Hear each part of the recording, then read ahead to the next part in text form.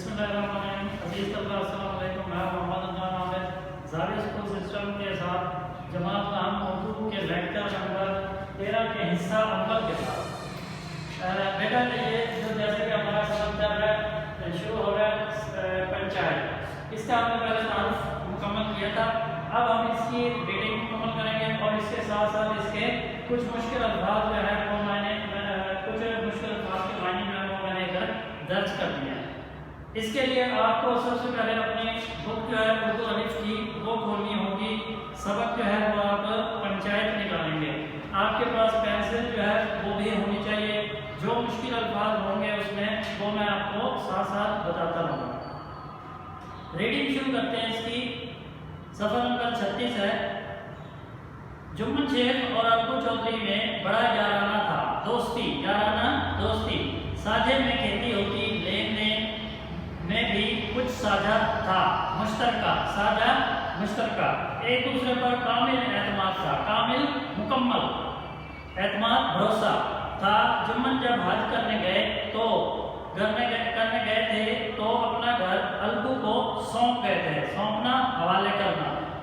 और अल्बू जब बाहर जाते तो जुम्मन पर अपना घर छोड़ देते, तो यानी कि वो उसकी निगरानी में दे देते। इस दोस्ती का आगाज उसी जमाने में हुआ जब दोनों लड़के जुम्मन के पितरे बुजुर्गवार वाले शेख जुमराती के रूबरू आमने सामने और ज़ानवाए अदब तय करते थे।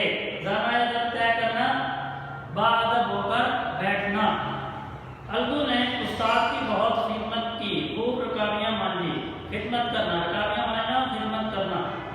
खूब प्याले धोए, उनका हुक्का दाम ना लेने पाता था। उनके बाप पुरानी वजह, पुराने रख रखाव, पुराने तौर तरीके के मालिक थे, आदमी थे। तालीम के मुकाबले में उस्ताद की खिदमत पर ज्यादा भरोसा था। वो कहा करते थे उस्ताद की दुआ चाहिए, जो कुछ होता है फैज से होता है, फैज फायदे को कहते हैं। और अगर अल्बू पर उस्ताद के फैज या दुआओं का असर ना हुआ तो उसे तस्कीन थी, तस्कीन सुकून आराम के तहसील इल्म का कोई दकीका उसने गुजारिश नहीं किया। तहसील इल्म का हसूल और कोई दकीका गुजारिश ना करना, मुहावरा जिसका मतलब है कि कोई कसर ना छोड़ना।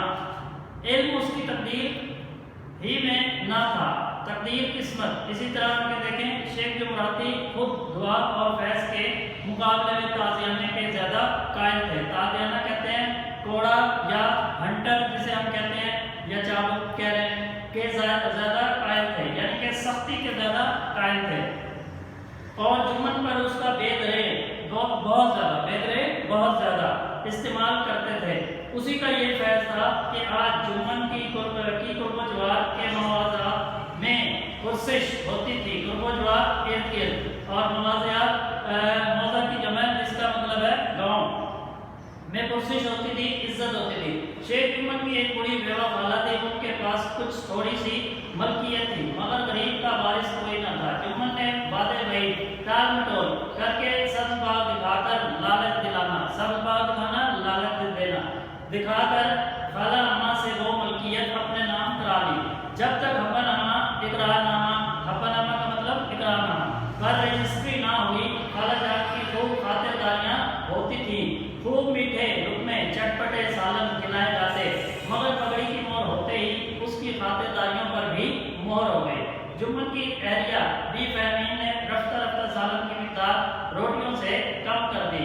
कुछ दिनों तक खालाजान ने और देखा, मगर जब बर्दाश्त ना हुई तो जुम्मन से शिकायत की। जुम्मन सुलह पसंद, अमन पसंद आदमी था। अब इस मामले में मुदाखलत करना मुनासिब न समझा।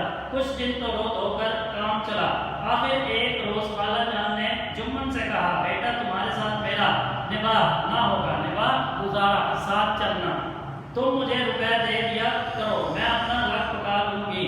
जुम्मन ने बेतनाई लापरवाही, तवज्जो ना देना से जवाब दिया, रुपया कहाँ क्या यहाँ बढ़ता है कि रुपया कहाँ जहाँ पर कौन सा कोई बढ़ता है।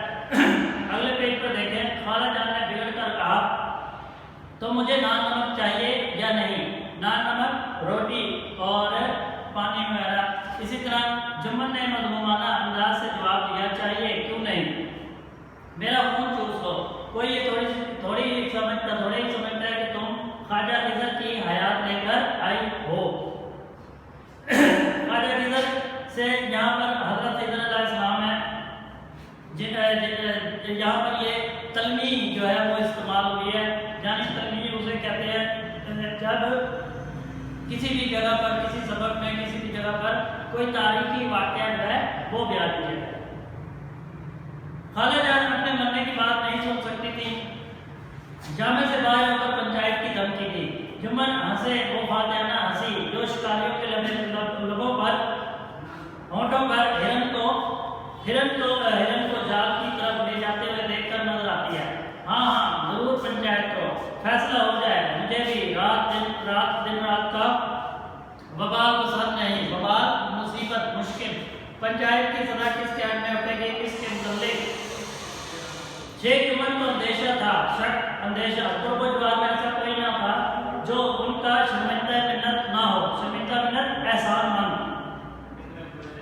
کون تھا جو ان کی دشمنی کو حقیر سمجھے، حقیر گھٹیا کمتر؟ کس میں اتنی ضرورت تھی کہ ان کے سامنے کھڑا ہو سکے؟ آسمان کے فرشتے تو پنچایت کرنے آئیں گے نہیں۔ اس کے بعد کئی دن تک بوڑھی خالہ لکڑی لیے آس پاس کے گاؤں کے چکر لگاتی رہی، کمر جھک کر کمان ہو گئی تھی، ایک قدم چلنا مشکل ہو گیا تھا، مگر بات آ پڑی تھی، اس کا تصفیہ ضروری تھا، تصفیہ فیصلہ۔ شیخ جمن کو اپنی طاقت، رسوخ اور منطق عقل مندی پر کامل اعتماد تھا۔ وہ کسی کے سامنے فریاد کرنے نہیں گئے، فریاد کرنا، آہو بکا کرنا، اپیل کرنا۔ بوڑھی خالہ نے اپنی دانش، اپنی سوچ سمجھ میں تو گریہ ازاری کرنے میں کوئی کسر نہ اٹھا رکھی۔ گریہ ازاری کرنا، رونا پیٹنا، رونا دھونا، وہ بھی تقدیر کوئی اس کی طرف مائل نہ ہوا۔ کسی نے تو یوں ہی ہاں میں ہاں ملا کر ڈال دیا، کسی نے زخم پر نمک چھڑک دیا۔ چاروں طرف سے گھوم گھام کر بڑھیا الگو چودھری کے پاس آئی، لاٹھی پٹک دی اور دم لے کر کہا، بیٹا تم بھی گھڑی بھر کو میری پنچایت میں چلے آنا۔ الگو بے روحی سے بولے، مجھے بلا کر کیا کرو گی، کئی گاؤں کے آدمی تو آئیں گے ہی۔ خالہ نے ہانپ کر کہا، اپنی فریاد لفظ ہے دراصل یہاں پر، لیکن کیونکہ ان کی زبان جو ہے وہ کچھ اس طرح سے تھی تو انہوں نے فریاد لفظ کو فریاد پکارا بولا ہے۔ تو سب کے کام میں ڈال آئی ہوں، آنے نہ آنے کا حال اللہ جانے۔ الگو نے جواب دیا، یوں آنے کو میں بھی آ جاؤں، مگر پنچایت میں منہ نہ کھولوں گا۔ خالہ نے حیرت سے پوچھا، بیٹا کیوں؟ الگو نے پیچھا چھڑانے کے لیے کہا، اب اس کا کیا جواب؟ اپنی طبیعت، جمن میرے پرانے دوست ہے، اس سے میں بگاڑ نہیں سکتا۔ خالہ نے تاک کر نشانہ مارنا، موقع دیکھ کر وار کرنا۔ بیٹا کیا بگاڑ کے ڈر سے ایمان کی بات نہ کہو گے؟ شام کو ایک درخت کے نیچے پنچایت بیٹھی، ٹاٹ بچھا ہوا تھا، حقہ پانی کا بھی انتظام تھا۔ یہ سب شیخ جمن کی مہمان نوازی تھی، وہ خود الگو چودھری کے ساتھ دور بیٹھے حقہ پی رہے تھے۔ جب پنچایت پوری بیٹھ گئی تو بوڑھی بی نے حاضرین کو کر کے کہا، پنچو آج 3 سال ہوئے میں نے اپنی سب جائیداد اپنے بھانجے جمن کے نام لکھ دی تھی، اسے آپ لوگ جانتے ہوں گے۔ جمن نے مجھے تعین حیات زندگی بھر، اس کا معنی ہوگا روٹی کپڑا دینے کا وعدہ کیا تھا۔ سال 6 مہینے تو میں نے ان کے ساتھ کسی طرح رو دھو کر کاٹے، مگر مجھ سے رات دن کا رونا نہیں سہا جاتا، مجھے پیٹ کی روٹیاں تک نہیں ملتی۔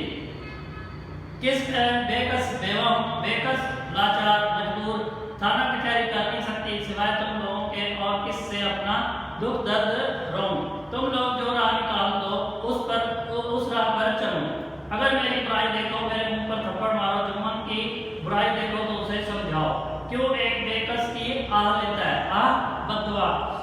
رام دھن مصر بولے، جمن میاں پنچ کسے بدتے ہو، کسے بناتے ہو؟ بنانا ابھی سے طے کر لو۔ جمن نے حاضرین پر ایک اڑتی ہوئی نگاہ ڈالی، اڑتی ہوئی سرسری نگاہ ڈالنا دلیرانہ انداز سے کہا، خالہ جان جسے چاہے پنچ بنائے، مجھے عذر نہیں، عذر فکر تردد۔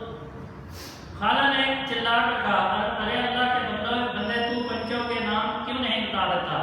جمن نے بڑھیا کو غضبناک نگاہوں سے دیکھ کر کہا، غضبناک غصہ غصے سے بھری ہوئی، اب اس وقت میری زبان نہ کھلواؤ، جسے چاہو پنچ بنا دو۔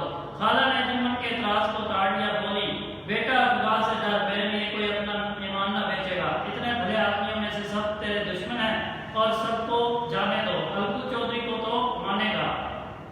جمن فتح مسرت خوشی کی لہر، فتح مسرت خوشی کی لہر سے باغ باغ ہو گئے، سے بہت خوش ہو گئے، باغ باغ ہونا بہت خوش ہونا، مگر ضبط کر کے بولے الگو چودھری ہی صحیح، میرے لیے جیسے آمدن میں سر ویسے الگو چودھری، کوئی میرا دشمن نہیں۔ الگو بغلے جھانکنے لگے، بغلے جھانکنا محاورہ ہے جس کا مطلب ہے شرمندہ ہونا۔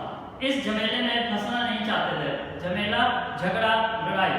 معترضانہ انداز سے کہا بوڑھی ماں تم جانتی ہو میری اور جمن کی گاڑی دوستی ہے، گاڑی پرانی دوستی ہے۔ خالہ نے جواب دیا بیٹا دوستی کے لیے کوئی اپنا ایمان نہیں بیچتا، پنچ کا حکم اللہ کا حکم ہے، پنچ کے منہ سے جو بات نکلتی ہے وہ اللہ کی طرف سے نکلتی ہے۔ الگو چودھری نے کہا شیخ جمن ہم اور تم پرانے دوست ہیں، جب ضرورت پڑی تم نے میری مدد کی اور ہم سے جو بھی بن پڑا تمہاری خدمت کرتے آئے ہیں، مگر اس وقت نہ تم ہمارے دوست ہو اور نہ ہم تمہارے دوست، یہ انصاف اور ایمان کا معاملہ ہے۔ خالہ جان نے پنچوں سے اپنا حال کہہ سنایا، تم کو بھی جو کہنا ہو کہو۔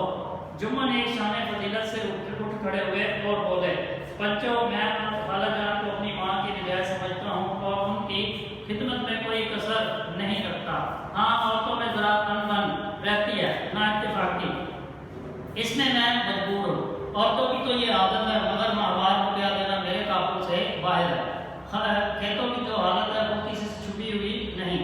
آگے پنچوں کا سر اور حکم سر اور ماتھے پر۔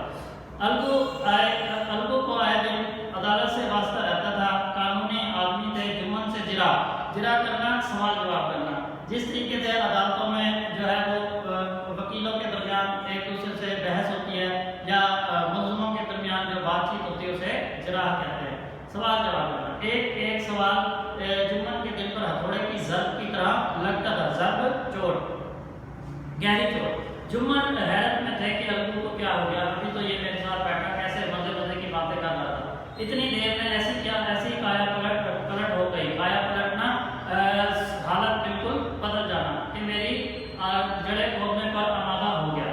اچھی دوستی نبھائی، جرا ختم ہونے کے بعد الگو نے فیصلہ سنایا، لہجہ نہایت سنگین اور تحکمانہ تھا، سنگین سخت اور تحکمانہ حکمی انداز میں۔